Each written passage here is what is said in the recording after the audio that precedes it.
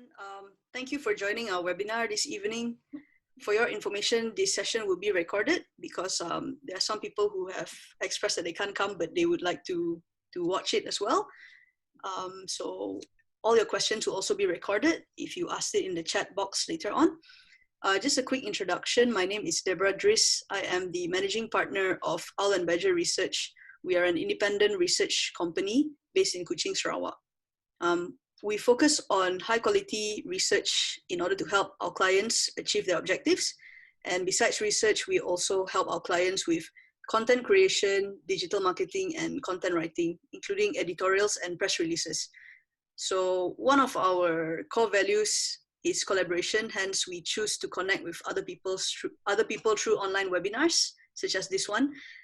This is our second webinar to date, and we are very happy to have Mdm Anne Kung with us today. She is currently the Chief Executive Officer of Instacom Engineering. They specialize in infrastructure development for mobile phone operators in Malaysia, including building telecommunication towers and installing and handling of various telco equipment. So before I hand it over to our speaker this evening, please feel free to ask questions in the chat at any time, and I will go through it as we go through the session. All right, over to you, Madam Kong. Okay, thank you. Good evening, everybody. I believe tonight most of you are in here because especially in the past 2 months or so, when all of us have been sitting at home, cooped up, unable to go to office and meet up and do the things that we normally do face to face, we have had to rely on our laptop and our smartphone, yeah, to connect and to find out what's happening in the world, and of course trying to find some sanity in how to pass our hours. And that was when all of us realized that we of course all of us know that telecommunication connectivity is today a very essential service. Yeah, it's as essential as having access to water, to electricity. Once upon a time, it was just a telephone. Today, I don't know of many people with a fixed line phone anymore. Yeah, or even a fax machine. You know, they don't. All of us use a smartphone, and we work off the laptop. But more so than ever before, in the last 2 months, we realized that access to internet connectivity is not equal. There are many places, and all of us were eating up a lot of data, you know, and we found that some of us cannot get stable data, some of us cannot get enough coverage, some of us are wondering why there's lagging and hanging, and this all has to do with, of course, the state of the infrastructure. We are lucky because we're in Kuching, which is by and large, you know, not too bad. So spare a thought for the many people who are stuck in the very rural areas in East Malaysia, yeah, in Sarawak and in Sabah as well. As with all forms of infrastructure, East Malaysia generally lags behind West Malaysia. Not just in telecommunication, everything and everything, yeah? Roads, electricity, water, you name it, yeah?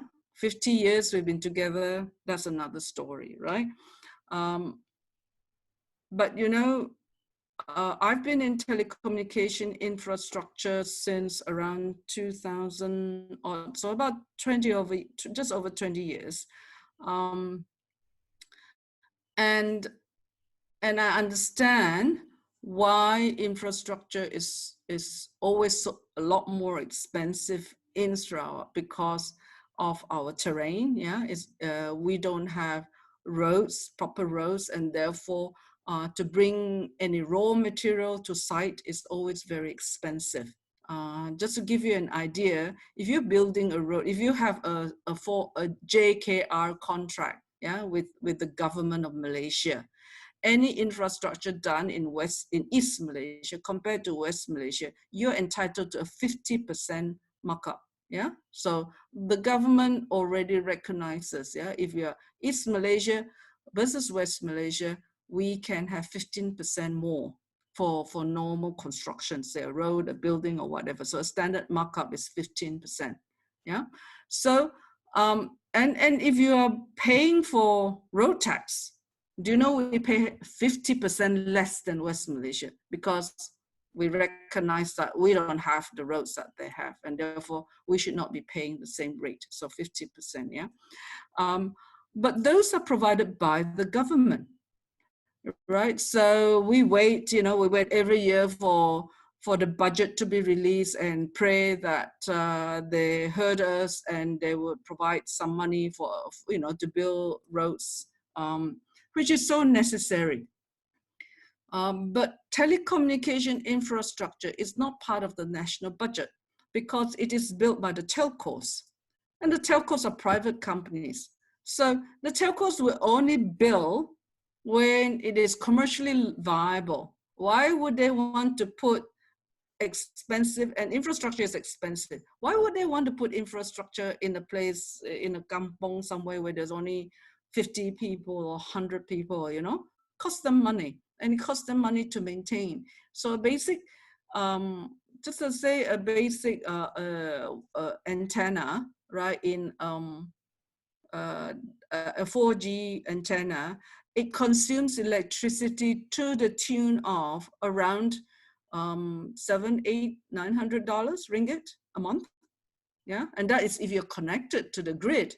And what happens if you're not connected to the grid? So once upon a time, we used to have to maintain a genset. You know how expensive it is to maintain a genset in order to provide the electricity to, a tower. Not the tower itself. The tower itself doesn't consume electricity. It's the equipment. Yeah, the antennas consume the electricity. Yeah. I remember maybe about 15 years ago, the average rental of a genset, including the supply of diesel, was around 10,000 ringgit a month. That expensive. Yeah.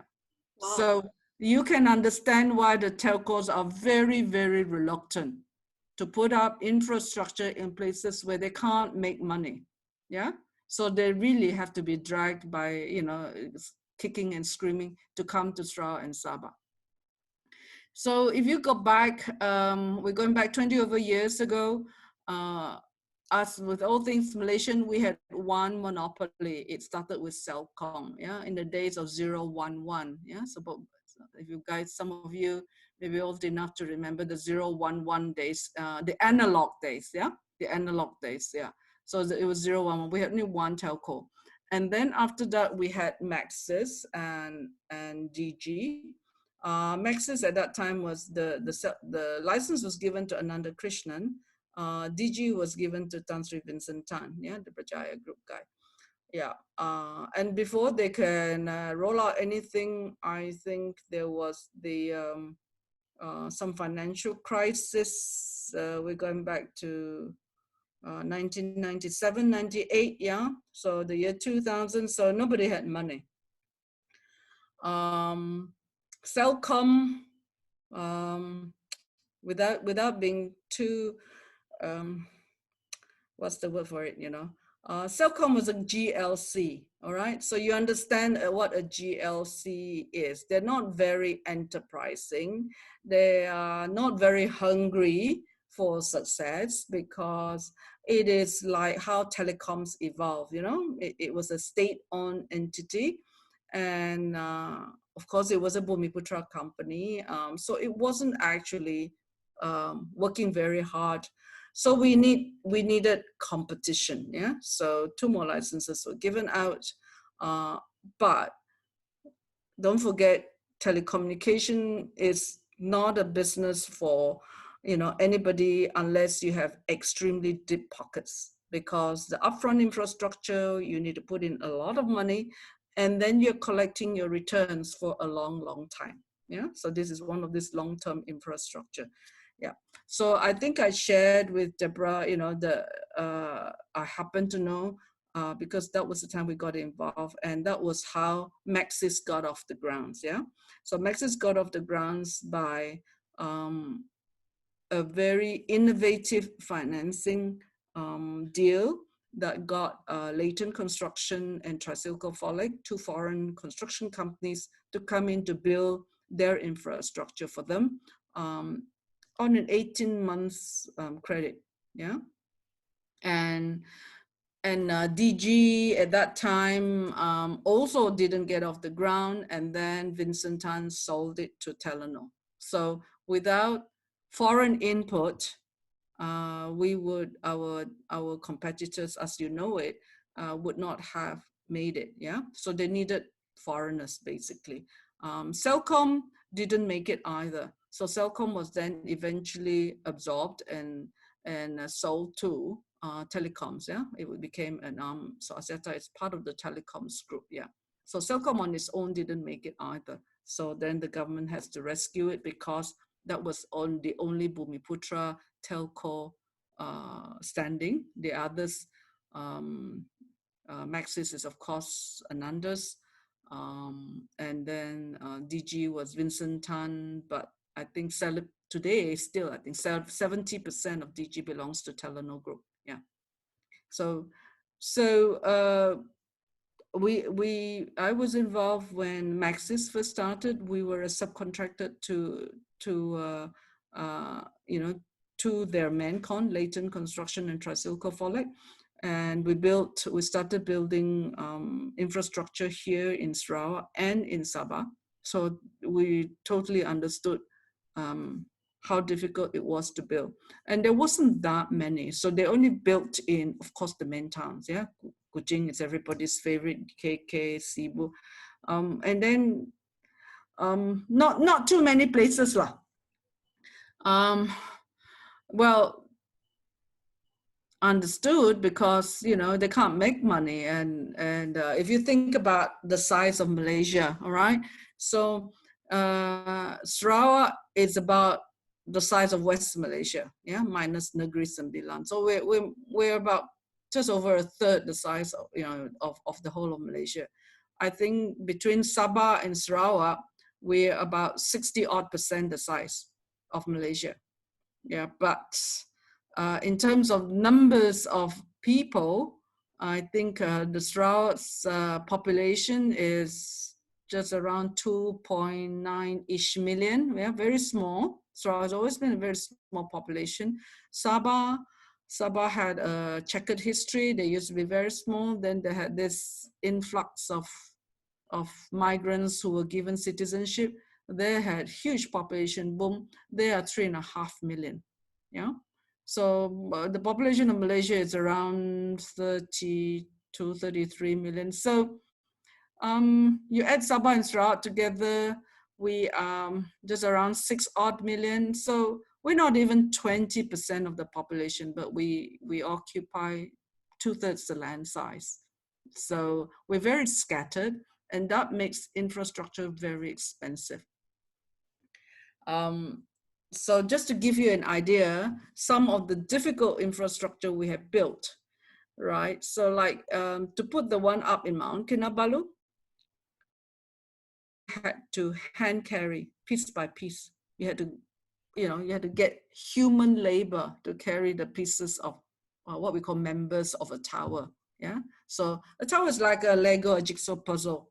Yeah, it's built according to, of course, you know, British specs, there will be standards, and then it's got, you know, pieces of metal, right? And it goes in a configuration. So you've got to, so you can dismantle it and hand carry it up, and then you assemble it again. For most of us understand infrastructure to be a tower. That's the most visible one. And once upon a time, that was the one that most people would understand telecommunication infrastructure. So these towers, an average tower cost around 500,000 ringgit. Yeah, 500,000 ringgit.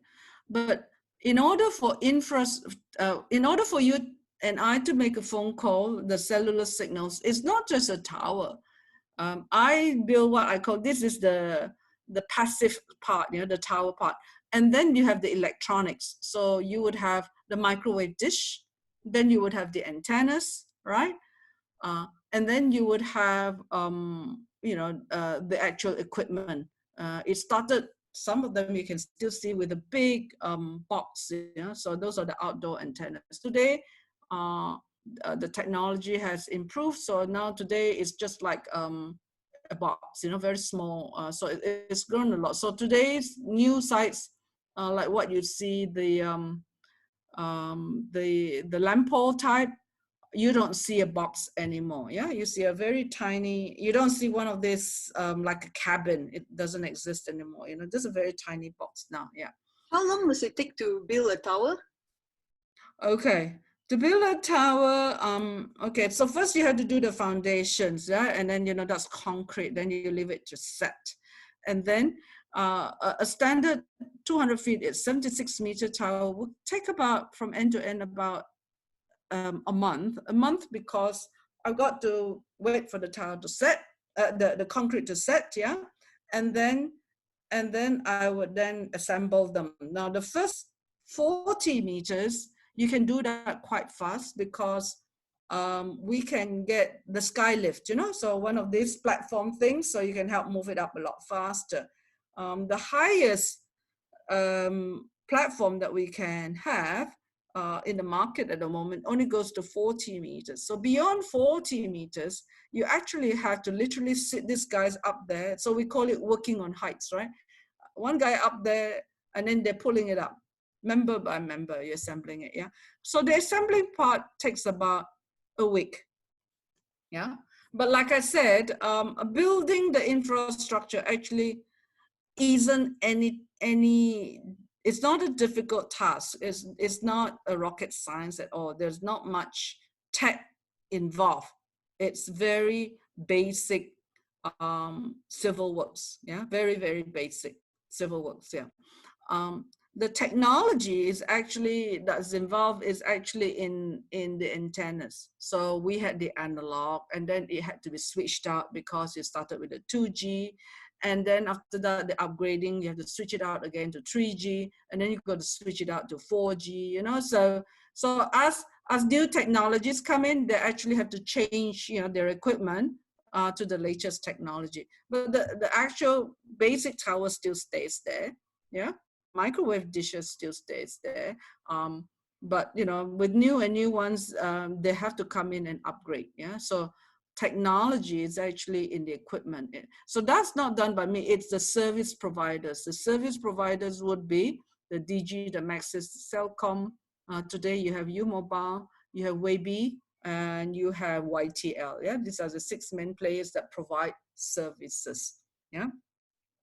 So what about our poor, friends in the outskirts of the cities, in the long houses, in small villages where the telcos don't want to go because they're just not going to make any money. And this is where, back in the early 2000s, the late Ling Keng Ye, yeah, he was the minister in charge of telecommunications at that time. He then came out with this, what was then, and still today is, a very courageous way of bridging this digital divide. So he says, I know you guys, will never come to all these places where actually the service is the most required. Yeah, these poor chaps don't have a road usage, they can't get there, but yet, they need to talk, they need to communicate with the outside world, and telecommunication would have been the fastest way to get a link into those remote areas. So he then came out with the Universal Service Provision Fund, the USP. So the USP is in the MCMC Act.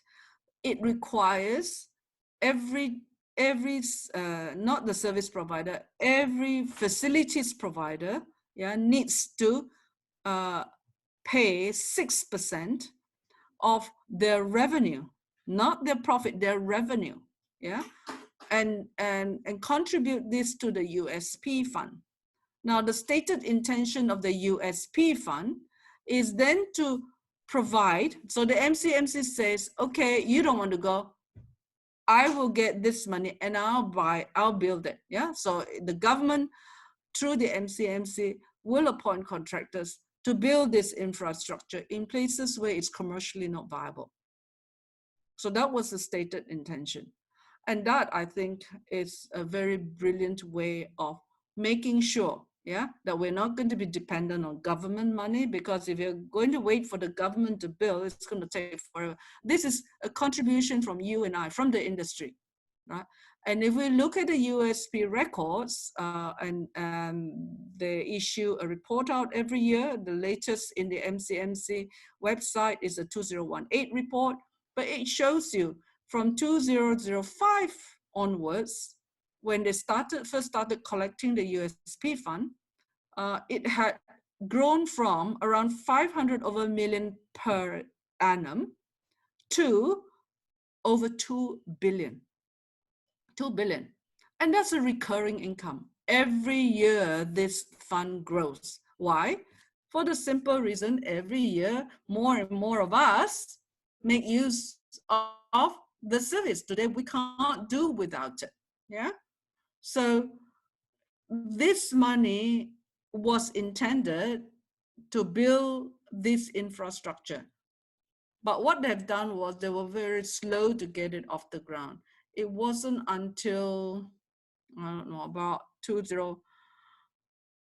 the first lot of towers built by the USP was phase 1.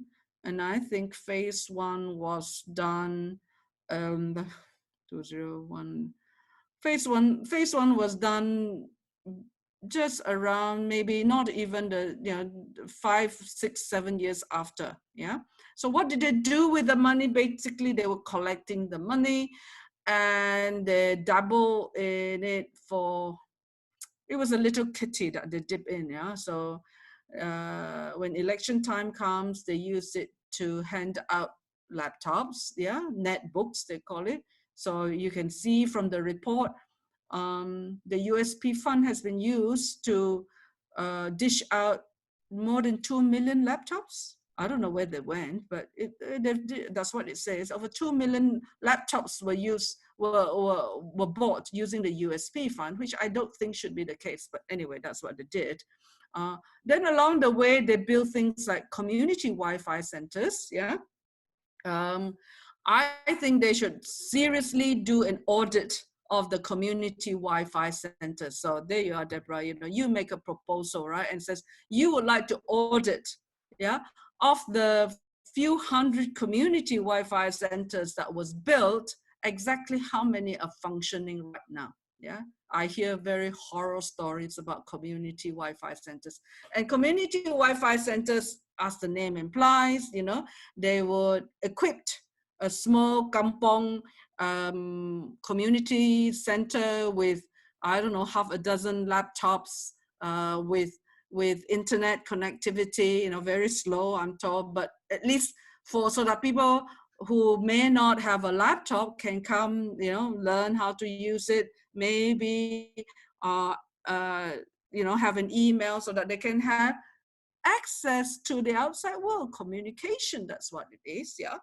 So if you look at the USP report, that would, I think several hundreds of them, thousands of them nationwide have been built. Sarawak has several hundred. I know when those contracts came out, we didn't participate in it either. But They were built, right? And then lately, I saw that they have built around, I don't think they have built more than 1,000 towers using USP money.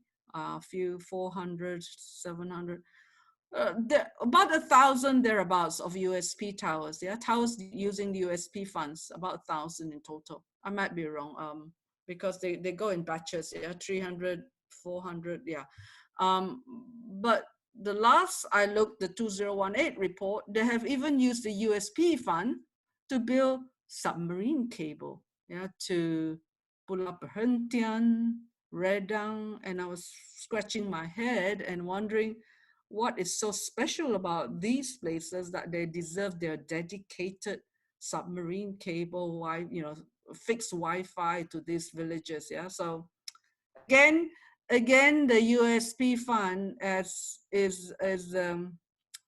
been used as a personal kitty, yeah, of the minister, yeah. But unfortunately for us, ministers come and go. So I think the current minister probably haven't learned yet, how valuable a bank account he has. And this kitty is beyond. It's not the consolidated fund of the government, right? So it cannot be used to cross subsidize, I don't know, defense ministry or whatever. It cannot, right? Because by and large, only the minister for the MCMC has a say for that. But of course, they have a big department, right?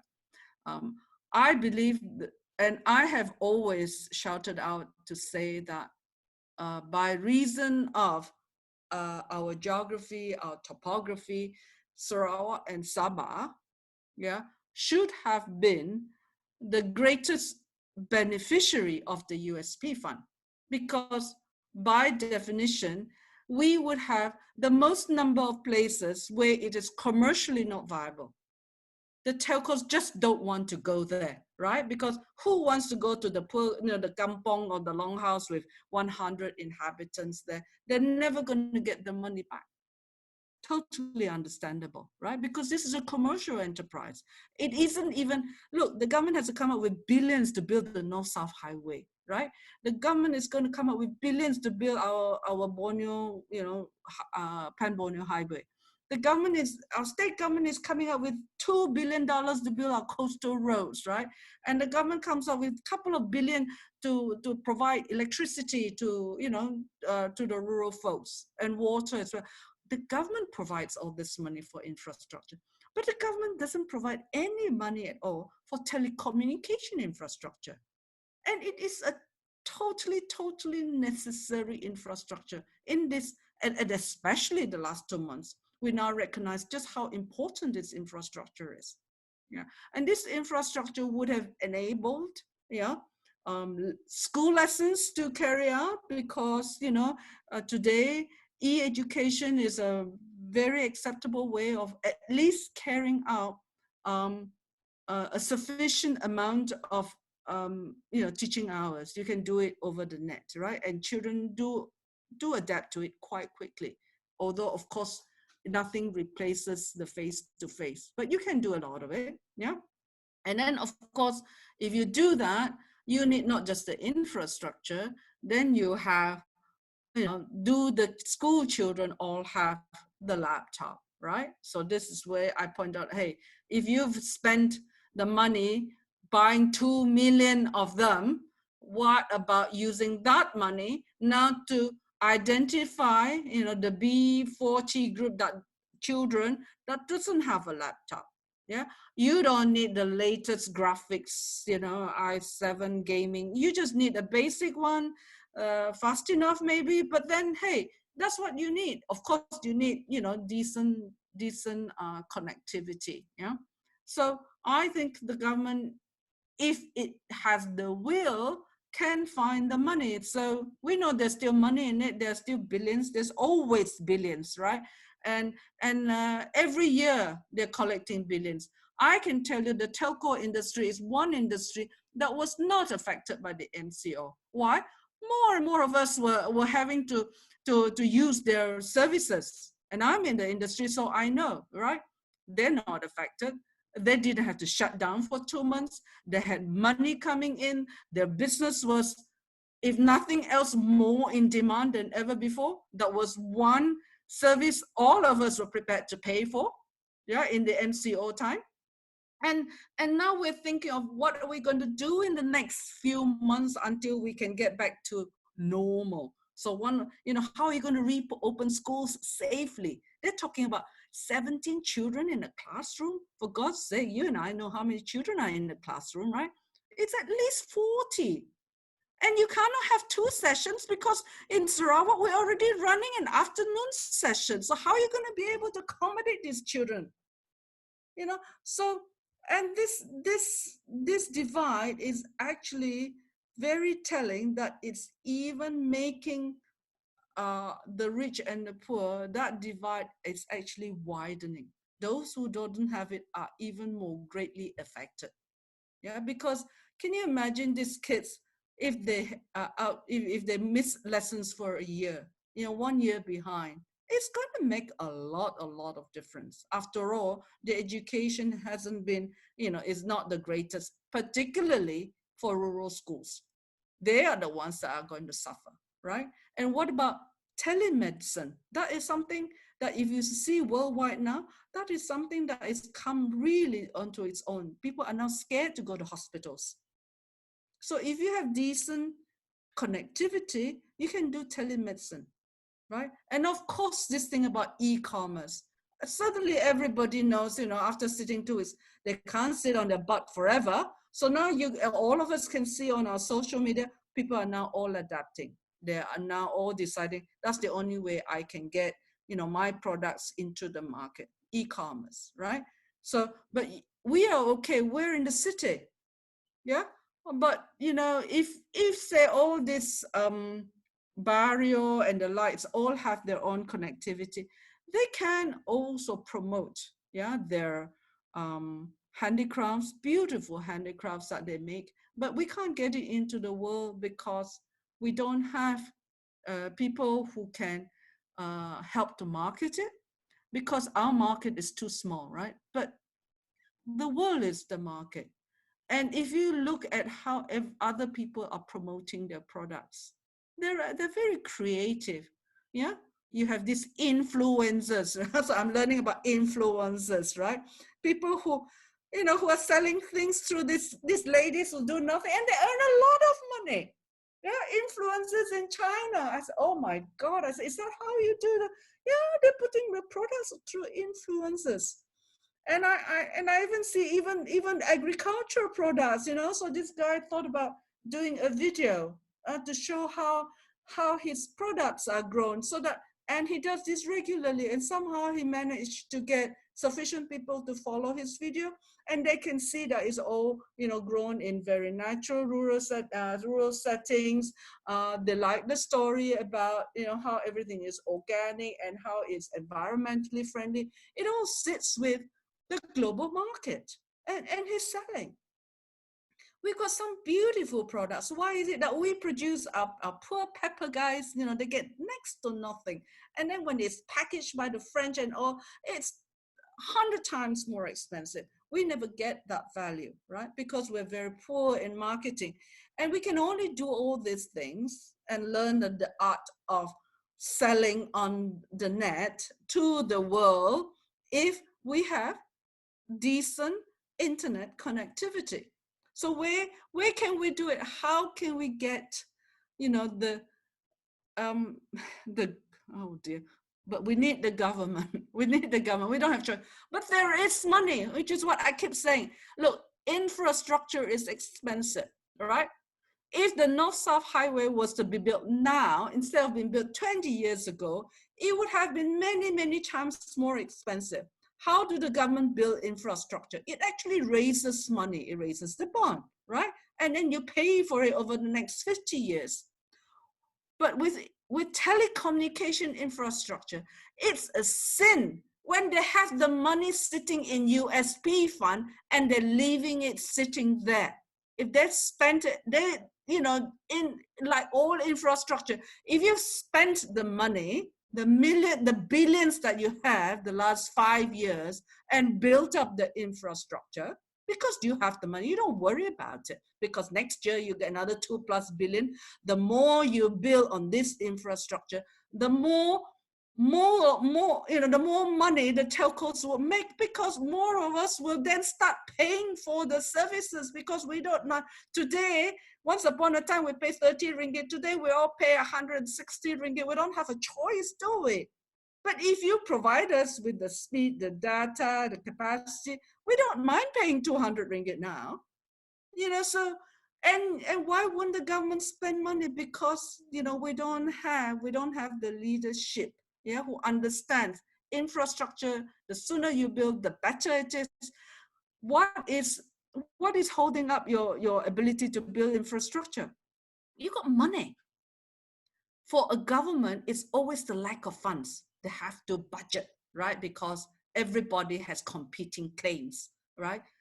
Everybody says theirs is a priority. Now, I say telecommunication, we don't have to worry about the budget, okay?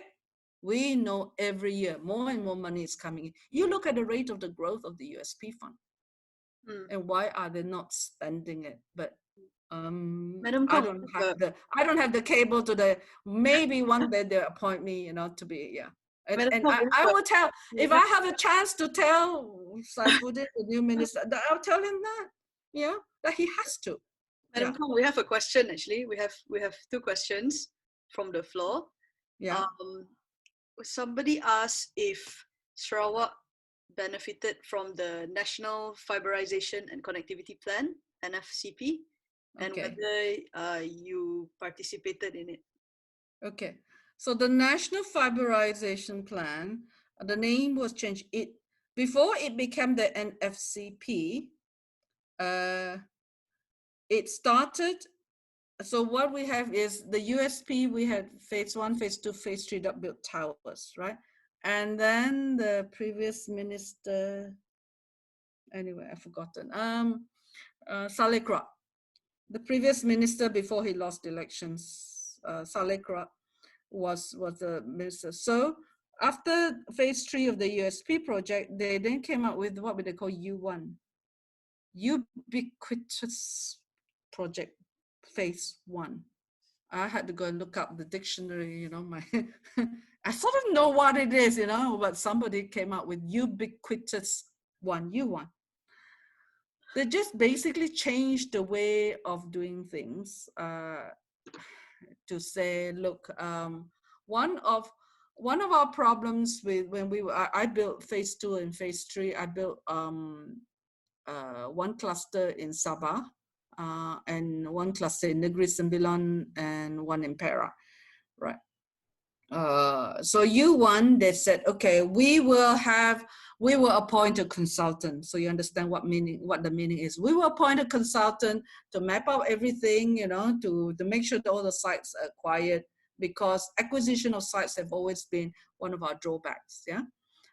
They will make sure that these sites are acquired, and then the contractors only have to build. Now, under the U1 program, I think less than 300 towers were supposed to be rolled out, primarily only in West Malaysia and Sabah. Sarawak was excluded for political reasons, because then they had a changing government and we were in the opposition, yeah? And secondly, we had this, what we call a state-backed company, right? Sakofa. And Sakofa was the monopoly in Sarawak. Only Sakofa could build the towers, right? And because Sakofa had not finished building, the towers that they got under phase 1 or phase 2 and phase 3, therefore they said they were not going to do any planning for Sarawak. Then later they came out with what you call the National Fiberization, NFCP2. NFCP2, they then provided for 80 sites in Sarawak. That only went to Sakofa, right? For all USP projects, it only went to Sakofa, right? So U1, we participated. So the tender was called, You wouldn't, I can't even believe it. The tender was called before the election, okay? Before 2018. So I think it was like 2017. So we had an election in 2018. So the minister lost power. So for a long time, nobody sat down and do anything with it. Gobind Singh came in, so he changed the term U1 to NFCP, right? NFCP. Then after all of us tendered for it, and again, it was a political decision. The contract only went to two companies. One is E.co, which is part of Celcom, Asata Group. The other one, Felda Prodata. Felda, you know what Felda is. They also decided they want to be a telecom infrastructure, you know, how they went from plantation, oil palm plantation to, but anyway, there's a company called Felda Prodata. So only two companies got to get the contract, okay? And U2 or NFCP2 only went to Sakofa. So it's not a level playing field. This is how the Malaysian scene is. And this is very sad because this isn't your standard government project, yeah? This is industry driven, funded by the industry. We, if left to you and I, we would have rolled it us up, because the sooner we get out, the sooner we will profit, the sooner all of us can use the facility. So as to the status of it, I think they are in various stages of construction and completion. Before the change in government in February, there was another tender call. We didn't participate anymore because now instead of just building the tower, they said, you also have to provide the services, and I don't provide the services. Yeah, I think it's a stupid way of doing it, because services should really be with the big boys. Yeah, services. If Sakofa provide the services, they don't have a network. What do? So they're going to have to go and talk to Celcom or whatever and try to buy capacity from them. You don't have a network. They tried to do that many years ago. We have a company called Red Tone. I don't know if you know about it. Sometimes you see it, Red Tone. So Red Tone, Rais Yatim's time, was given the contract to provide the services for Sarawak. So towers were built, and they didn't have to provide the services, but they don't have an existing network. So they went begging and whatever, and that is why you have what we call naked towers that were built and no services provided. No, what a shame, you know, so stupid. And it's all because, sorry, you know, today we can't start. Yeah, it's very, very difficult to start to be a telco, because those who started 20 years ago, you know, they're there already, because it's a very deep pocket business. U-Mobile, so Vincent Tan sold his DG. Then he managed to get another contract, U-Mobile, and it went nowhere. It had no money. We dealt with them before. They just didn't know what to do until they found Singapore Technologies, right? So Singapore Technologies is actually the controlling shareholder in U-Mobile today. Yeah, we know that. It is the money from Temasek that came in to enable them to build U-Mobile. Vincent Tan just wanted to flip. He wasn't interested in really building up this business. And then YTL came in. Now YTL is, of course, they won the tender, yeah, to do the E-Bestari project. So because the E-Bestari project, the government paid them, yeah, to put infrastructure in schools to provide the e-learning, yeah, the E-Bestari. They use the same infrastructure to then build their own network, yeah, the YTL, yes, that's what they have, yeah.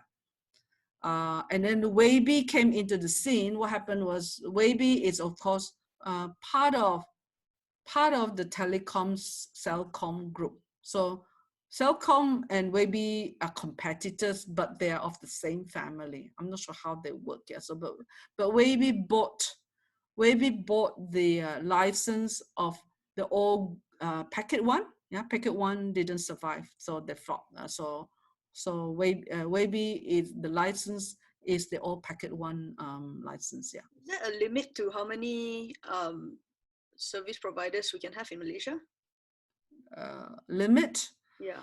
No, what they have is, of course, each telco needs a spectrum, right?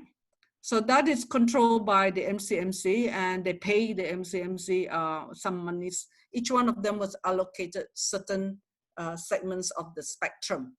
But between themselves, they can rent from each other as well. So there's some collaboration, yeah. So I think the 4G spectrum was given to, the bulk of it was actually given to, if I can't remember, but anyway, you know, the big boys, the Maxis and DG, because they have foreign, you know, they were not the Celcom boys, so they were given the smaller segment.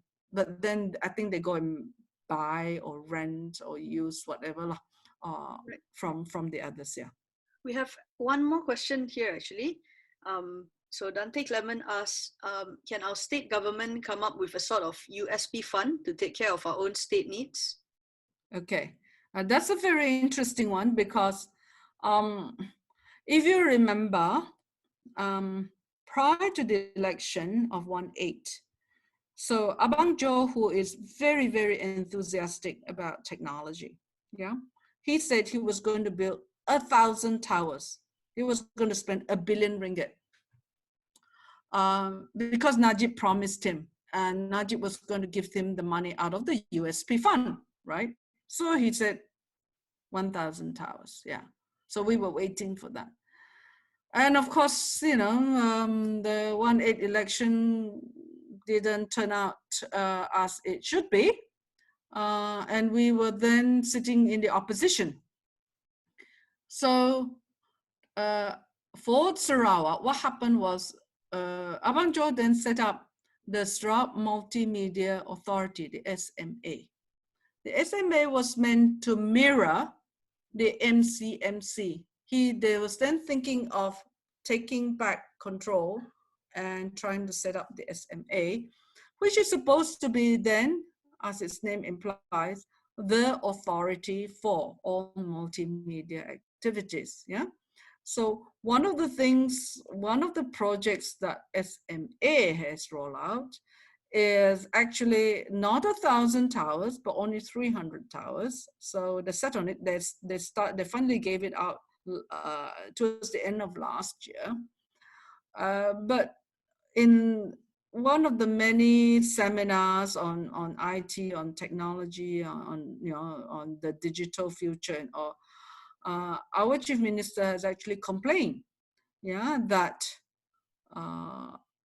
the federal coffers under the MCMC collects the levy from the telcos, but they don't give it to Sarawak to roll it out.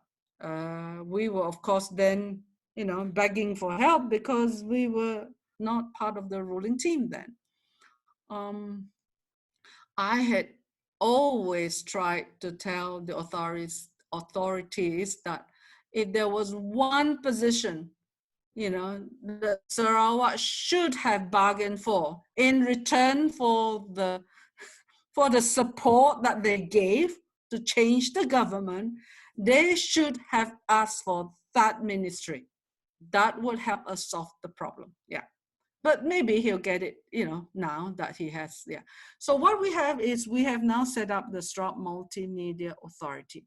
Now the MCMC Act is a federal piece of legislation. So can we say do something like what they're doing now and impose a 5% sales tax, right? I think maybe we're going along those lines, yeah. That's not a bad idea actually, except how do we apportion what is the sales directly coming from Sarawak? You know, petroleum you can see, right? Palm oil you can see because it's coming from the state of Sarawak. But I can go and register for my Maxis line in KL. Not a problem. I know I bring it back and forth. So I think we're going to have a problem trying to figure out what is the sales derived from telco activity in Sarawak so that we can then impose a sales tax. Yeah, because now it looks like the state can and have the right to impose sales tax. I'm not sure whether on services we can or not, because at the moment the sales tax looks like it's been imposed on produce from Sarawak, right? Palm oil you can see, petroleum products is from the state of Sarawak. But I think something like a service may be a bit difficult. I think what might be a more plausible way of doing it would be maybe follow the example of how they collect tourism tax. Remember when they collected tourism tax, they said, okay, for tourism, but then tourism tax is from hotels in Sarawak, right? And then they said they'll give back 50% to the state for its tourism related activities. I think Sarawak is a bit difficult to get a similar USP levy. I think that might be a bit difficult. I think our best bet is for the state to leverage on its kingmaker's position now. We have an opportunity now, right? Without our 18 members of parliament, the federal cannot stand, the current federal government cannot stand. I think we have a window of opportunity to leverage on that kingmaker's role and said, okay, 2 billion is what you collect every year. I just need you to allocate 1/3 to me, right? For the next, until when's the next election? In 3 years' time, right? Next 3 years, with a $2 billion budget, I think we can do a lot of things. That's an idea. I don't know whether I have a chance to be able to, get a hold of somebody's ears. Yeah, I might. Yeah, you never know. Hopefully. But if anybody of you has that's what you should do, because, hey, look, guys, it is for us. We're in Sarawak, or if you're in Sabah, we desperately need this infrastructure. More so than any other states. West Malaysia, your infrastructure is so much better compared to Sarawak and Sabah. Yeah. And roads just cannot reach every longhouse, every kampong, because it's just too expensive to build. And it takes forever. Yeah. But we can plonk, right? You give me a kampong now, yeah? And I can plonk a VSAT there within the next week. And they've done that very often. Come election time, right? So some minister is going to visit some kampong, and this kampong have no Wi-Fi, right? We will get an urgent request. We can do what we call a portable Wi-Fi. Huh? So have you seen this, So we can actually put something portable there just when the minister is getting there, so that everybody can take their pictures and they can take, and they can have access. So access isn't a problem. It's very easy to get it immediately. It's just the dollars and cents. And we do have the dollars and cents. I just need somebody to say, okay, not being greedy, okay, but I think I'm entitled to 1/3 for the next 3 years. I think that works, yeah. So, I mean, besides getting the attention of the minister and those in the ministry, somebody asked, what can we do as rakyat to help expedite the development of infrastructure in Sarawak? $1 million question, isn't it? This infrastructure is expensive, between you and I. Actually, it is the government, right? And like I said, that's what we voted the government in for. I don't know how we can leverage so that if we all together can get our voices heard. Is there anybody who can create, sufficient, today with the social media, you can see how ideas do get noticed, and then you can build the momentum, right? Somebody's got to be creative about it and then flush it out and spread it out and push it to the various, and make use of all the platforms you people all know about, and keep pushing it, and keep pushing it. But in terms of connectivity, I think I've shared with Deborah. Now, if you know where you have your handphone isn't quite working, you have drop calls, you have poor coverage, please go onto mcmc/aduan. Okay, go and complain and said, I'm on Celcom, I'm on Digi, I'm on Maxis, I don't, whatever you are, and I'm here so and so, and I've got very poor coverage. MCMC does act on that because there are some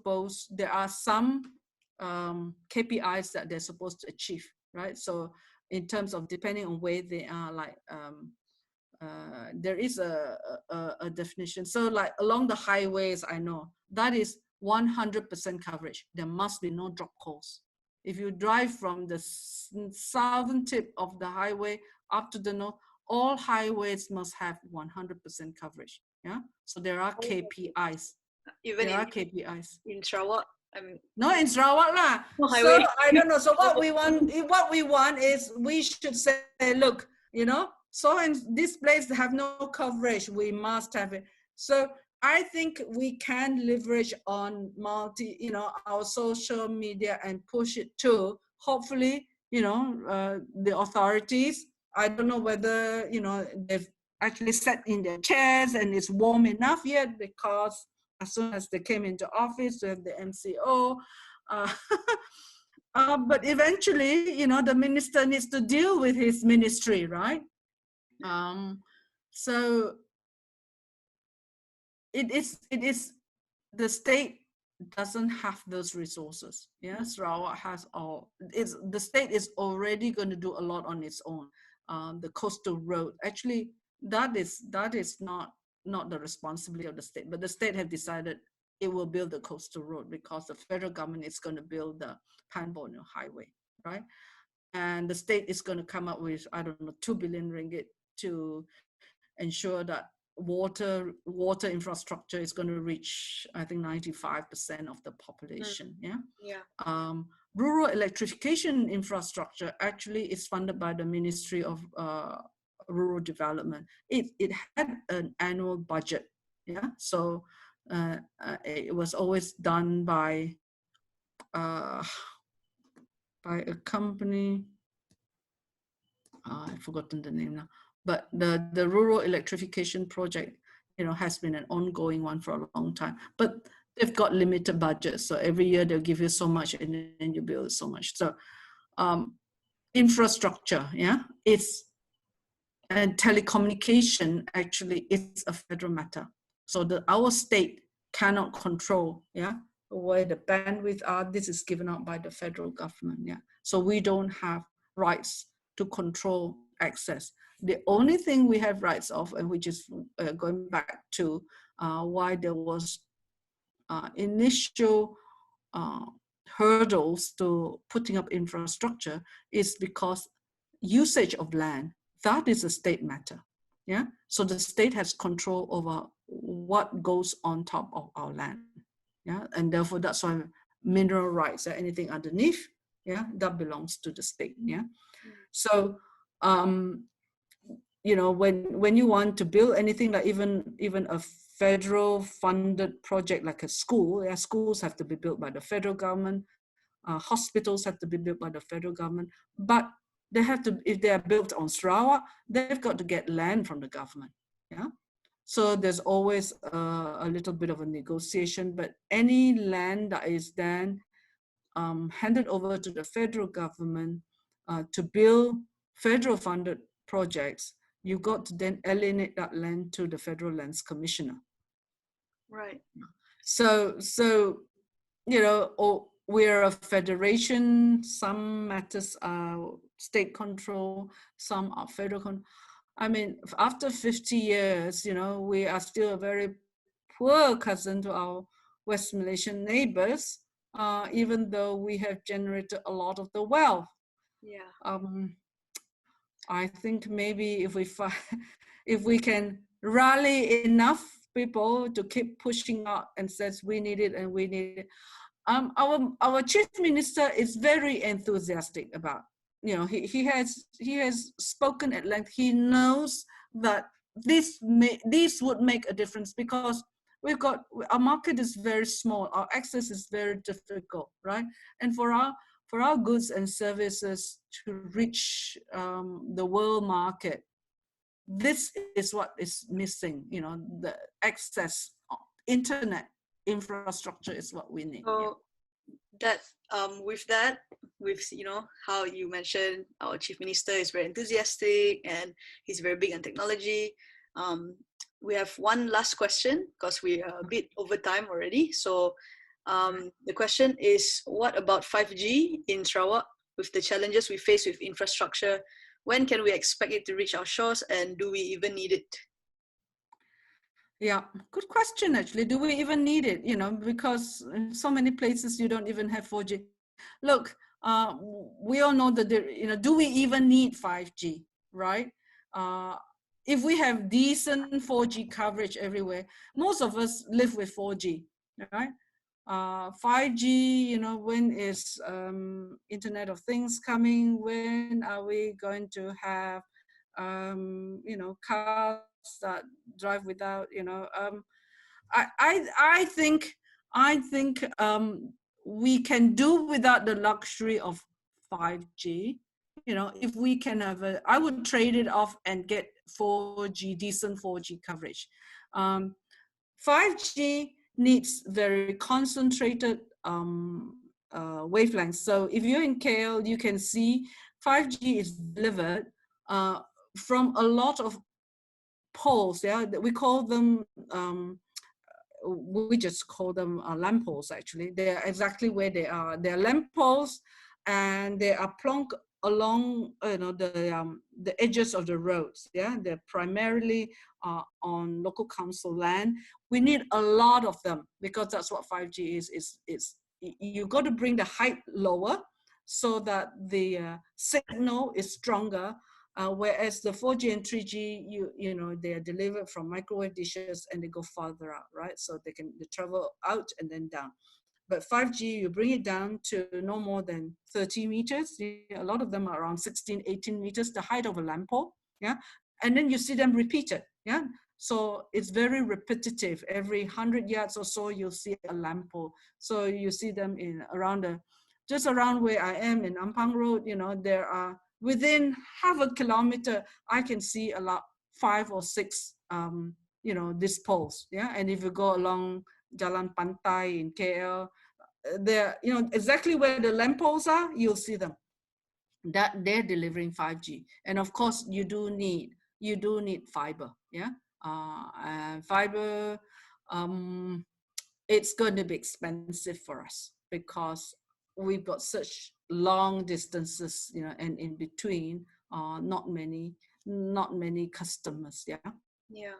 In Kuching town, possible. I've seen the 5G. A lot of it has been late. Not the 5G been late. A lot of the cable has been laid actually just in the past 18 months. You see them digging the roads, and then you see them. We call this HDD. So they're drilling horizontally along Kengelang Park. So a lot of fiber has been laid already, and that is been done by telecoms. Yeah. So telecoms. Yeah. Oh, okay. So as to whether it's ever going to come, it's a function of demand. I think we would be very happy if we can get decent 4G. Yeah. Right. Okay. With that, we've come to the end of our session. Thank you for all your questions. Sorry we couldn't answer every single question that everyone was asking. Once again, thank you very much, Madam Kung, for the time. Yes. Yeah. As always, very informative and very interesting. So if